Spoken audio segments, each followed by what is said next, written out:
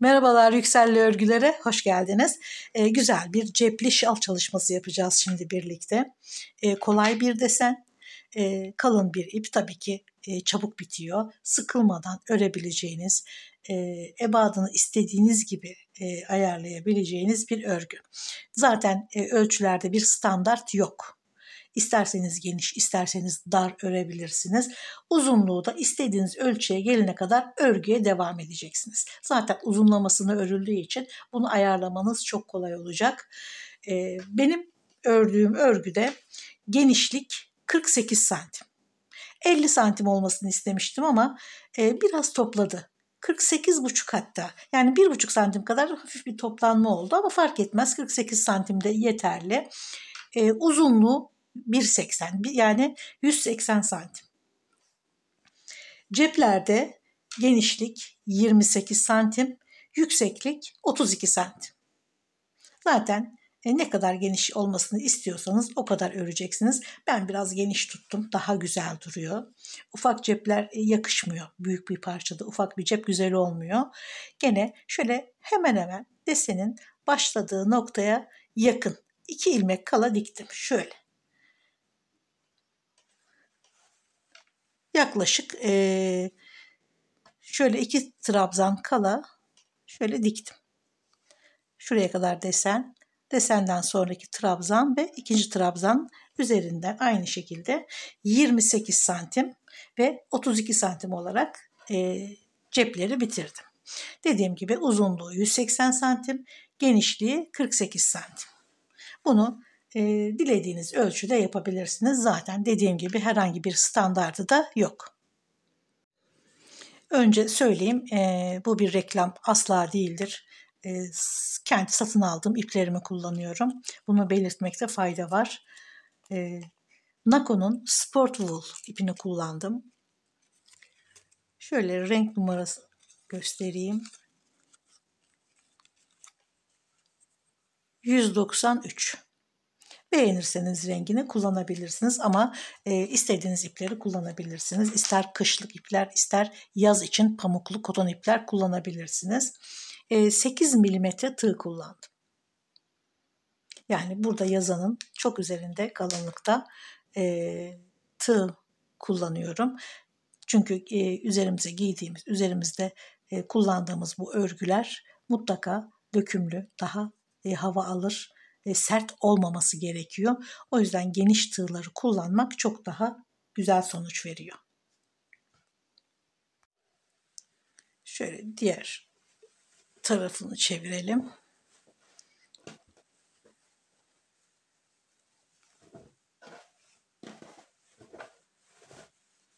Buraya da burada ördüğüm diğer cebi yerleştirip dikeceğiz sonunda. Önce bir deseni görelim. Sonra bunu buraya dikiyoruz ve örgü tamamlanıyor. Gördüğünüz gibi gayet kolay. Hem deseni kolay, hem örmesi çok kolay. Sıkılmadan 2 günde, en fazla 2 günde örüp bitirebileceğiniz bir örgü. Açık renk bir iple başlayalım. Kolay bir desen. Bir ilmek sıkılaştırıyoruz ve çok gevşek zincirler çekiyoruz sıkmadan. Çünkü örgü ilerledikçe bir daralma, bir toplanma olabiliyor. Bunu engellemek için şöyle genişçe zincirler çekelim. Bu şekilde çekemiyorsanız, eliniz alışkın değilse daha geniş tığ kullanın. Yani kullandığınız tığın daha üzerinde bir tığ kullanın.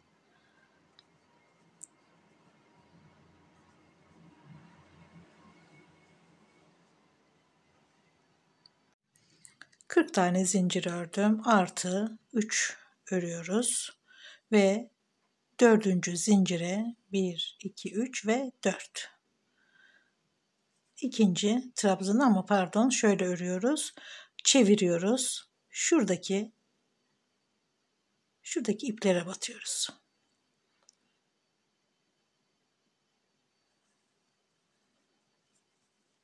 İkinci trabzanı ördüm. İlki 3 tane zincir.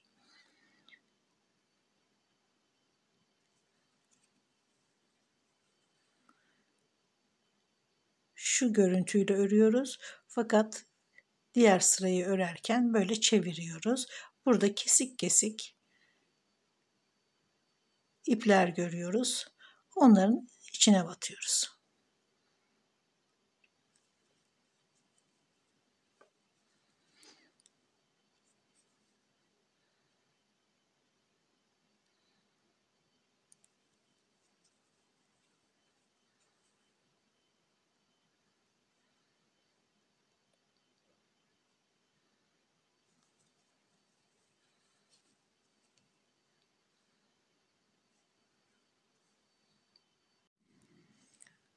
Son zincire kadar devam ettim. Şimdi şöyle bakın, kenardan da çok güzel bir görüntüsü oluyor. Bu şekilde örgünün ters ilmeğinden örerek.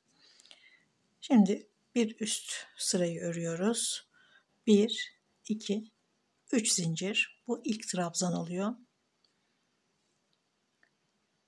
1 atlıyoruz. İkinci ilmeğe batıyoruz ama ilmeğin ortasından batıyoruz. Şöyle içinden batıyoruz. Tek kanadı alıyoruz. Bir trabzan. Sonra şurada atladığımız trabzanın üzerinden gene içinden batıp şöyle tek ip alıyoruz ve çaprazlıyoruz.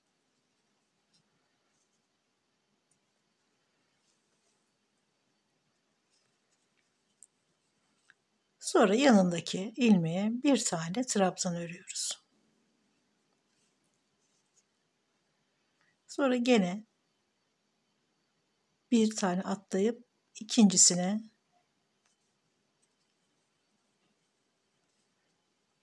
sonra dönüyoruz. Atladığımız trabzanın üzerine çaprazlıyoruz. Sonra gene yanındaki trabzanın üzerine bir trabzan.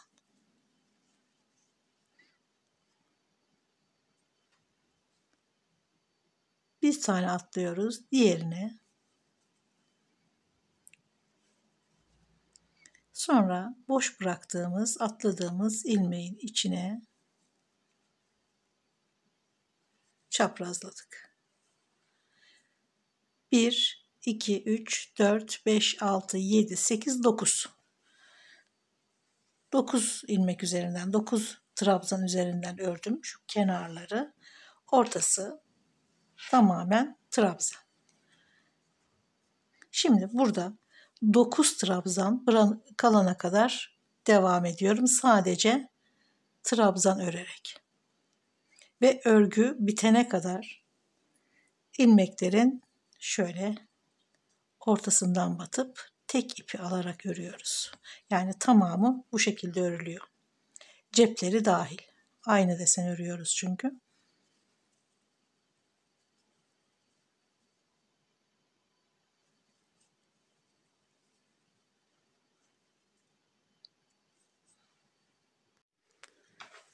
Buradaki sayıyı da söyleyeyim. Hani bir fikir olarak 45 trabzan üzerinden, yani 45 tane zincir çektim. 9 9 kenarlara desen ördüm. Ortası tamamen trabzan. Dediğim gibi burada trabzan sayısı, zincir sayısı değil önemli olan. Sizin istediğiniz ölçü. Şimdi burada 9 tane trabzan var, ilmek var. Gene devam ediyoruz. Bir tane atlıyoruz. Diğerine bir trabzan. Sonra dönüyoruz. Atladığımız ilmeğin içine bir trabzan ve çaprazlıyoruz. Sonra hemen yanındaki ilmeğe bir trabzan. Gene bir tane atlıyoruz diğerine. Sonra dönüyoruz.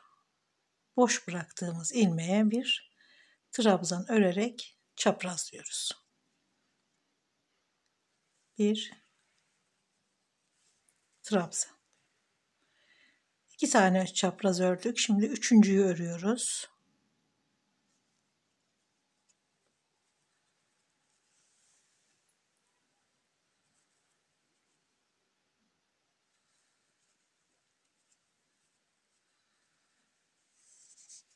Ve en son ilmeğin içine bir trabzan örerek tamamlıyoruz.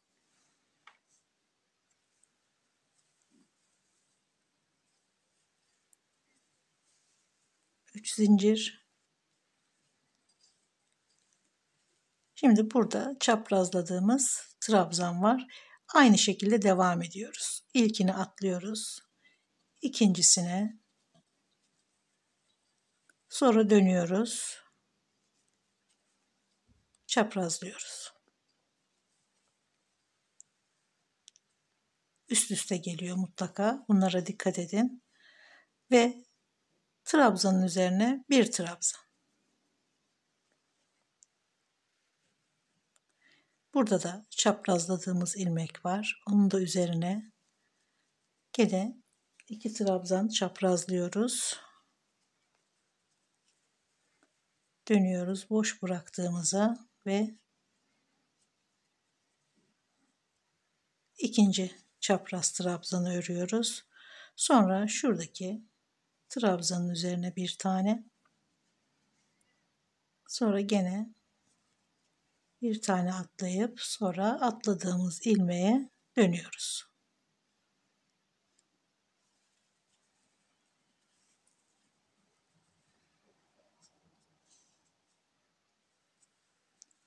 Ve bundan sonra trabzanlarla devam ediyoruz. Desenin tamamı bu. 9 trabzan üzerinden desen kuruyoruz her iki tarafa. Ortada trabzanlar var. Bu şekilde devam ediyoruz. İstediğimiz uzunluğa gelene kadar devam ediyoruz. Zaten enini de ayarlamıştık. İstediğimiz kaç santimse o kadar zincir çekiyoruz. Devam ediyoruz ve bitirdikten sonra şimdi bu cepleri örelim. Ceplere sadece trabzanlarla başlıyoruz. Aynen burada ördüğümüz gibi istediğimiz uzunlukta zincir çekiyoruz. Trabzanlar örüyoruz. Buradaki gibi. Gene arka kısma batarak, tek ip batarak örüyoruz. İstediğimiz yüksekliğe ulaştıktan sonra ki bu cebin şu kısmı oluyor yani 28 santim olan kısım. Bunu ördükten sonra üzerine bir sıra gene trabzan örüyoruz. Her sıraya 2 tane trabzan örüyoruz şöyle. Ve deseni örüyoruz. Bir çaprazlıyoruz, bir trabzan. Bir çaprazlıyoruz, bir trabzan. Gene üzerine aynı şekilde başladığımız trabzan sırasıyla birlikte 1, 2, 3, 4 sıra ördüm. Sonrasında sadece trabzan ördüm 5. sırada. Bu şekilde bitirdim. Sonrasında bunu güzelce buraya dikiyoruz muntazam bir şekilde ve örgüyü tamamlıyoruz. Gene ufak bir örgüde de görelim cebi. Aynen şalı başlarken ördüğümüz gibi trabzanlarla başlıyoruz. İstediğimiz kadar örüyoruz. Burada ben 2, 4, 6, 8, 10, 12 sıra örmüşüm. Şurada son trabzana da bir trabzan örüyorum ve 3 zincir gene trabzanlarla devam ediyorum.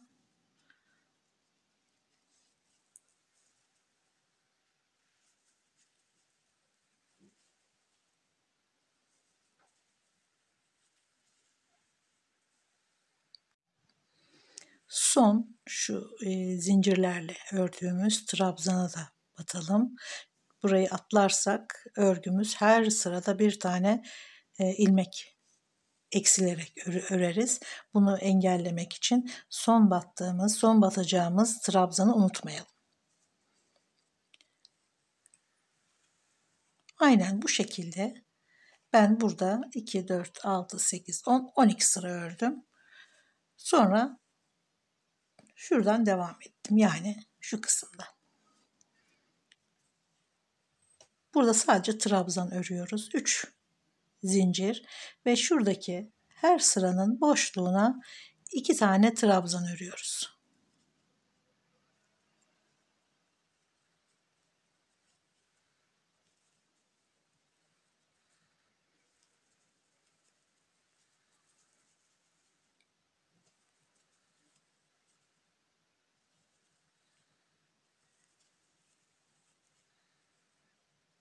Bir de bitişe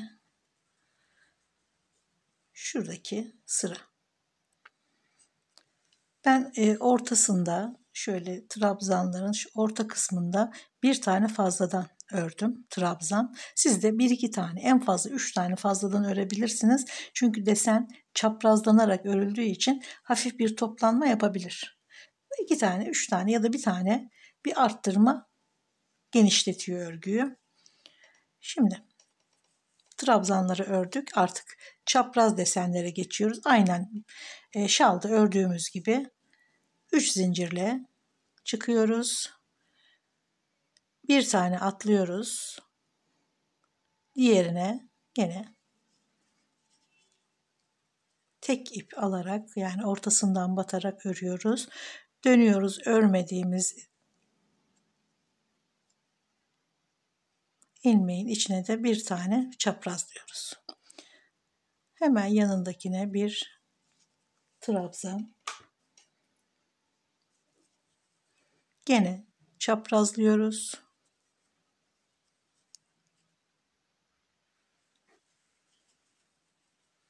Ve aynen bu şekilde sırayı tamamen çaprazlayarak örüyoruz, bitiriyoruz. Sonra dönüyoruz aynı şekilde. Ne kadar uzun olmasını istiyorsanız o kadar yinelersiniz sıraları. 1, 2, 3, 4 sıra ördüm. 5. sırada gene buradaki gibi trabzan örerek tamamladım. 28 santime 32 santim. İstediğiniz ölçüde yapabilirsiniz tabii ki. Ben sadece fikir vermek açısından sıra sayılarını da veriyorum. Şimdi şurada bir sıra sonraki şu sıraya dikeceğiz. Ve burada şurada desen bitiyor.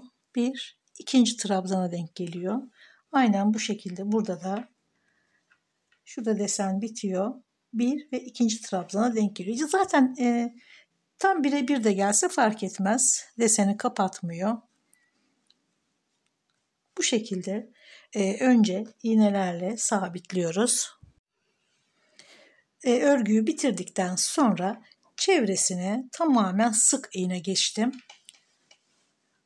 Şu kısma da ilmek kaydırarak devam ettim. Burada sık iğne yok ama siz isterseniz sık iğne de örebilirsiniz. Buradaki sık iğneleri şöyle göstereyim. Sıra boşluklarına 2'şer kere batıyorum. Şöyle bu cep olarak düşünün. Şimdi şöyle etrafına sık iğne öreceğiz. Bir zincir çekiyorum. Gene sıra boşluklarına 2 kere batıyorum. Diğer kısmı da 2 kere. Arada 3 kere battığınız yerlerde olacak. Bu daralmayı, büzüşmeyi önlemek için. Mesela bir tane de şöyle trabzanın üzerine batabilirsiniz arada. Şöyle 2'şer kere batarken bir tane de fazladan batabilirsiniz. Ve trabzanların üzerine zaten hepsine birer kere batarak devam ediyoruz. Şöyle köşeden dönüyoruz. Tekrar bu köşeden yukarı. Sonra cebin ağız kısmına da şurada göstereyim. İlmek kaydırıyoruz. Ağız kısmına. Şöyle. İsterseniz sık iğne de örebilirsiniz. Örgünün tamamı bu kadar. Gayet basit gördüğünüz gibi. Sonra iğnelerle şöyle yerleştiriyoruz. Şuradan itibaren ve tam ortalıyoruz. Sabitledikten sonra dikmeye başlıyoruz. Zaten biterken şöyle bir ip bırakıyoruz dikiş için. Güzelce yerleştirdikten sonra dikmeye başlıyoruz. Muntazam olması önemli.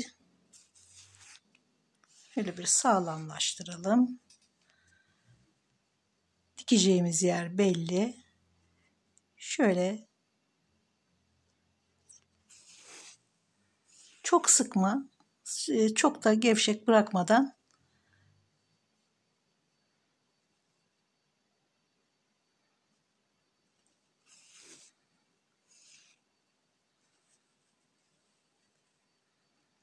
aynı trabzan üzerinden örerek devam ediyoruz.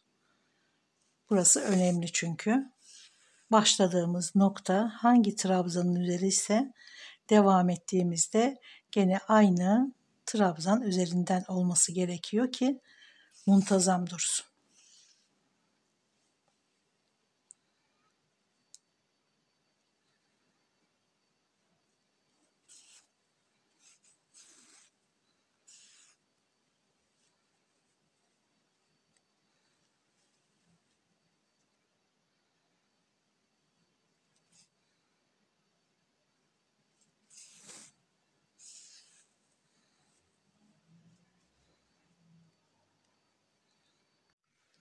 Evet, örgü tamamlandı.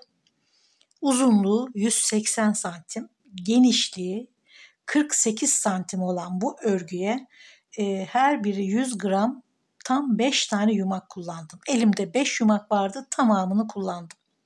Güzel, geniş, uzun, tam istediğim gibi cepli bir şal ortaya çıktı. Ben çok sevdim, çok memnunum üründen. Çok da kullanacağımı tahmin ediyorum. Umarım siz de beğenmişsinizdir. Gene umarım emeğinize, masrafınıza değecek ürünlerden biri olmuştur. Videolarımı beğeniyorsanız, bundan sonrakileri de izlemek isterseniz beğenmeyi ve abone olmayı lütfen unutmayın. Görüşmek üzere, sağlıkla kalın.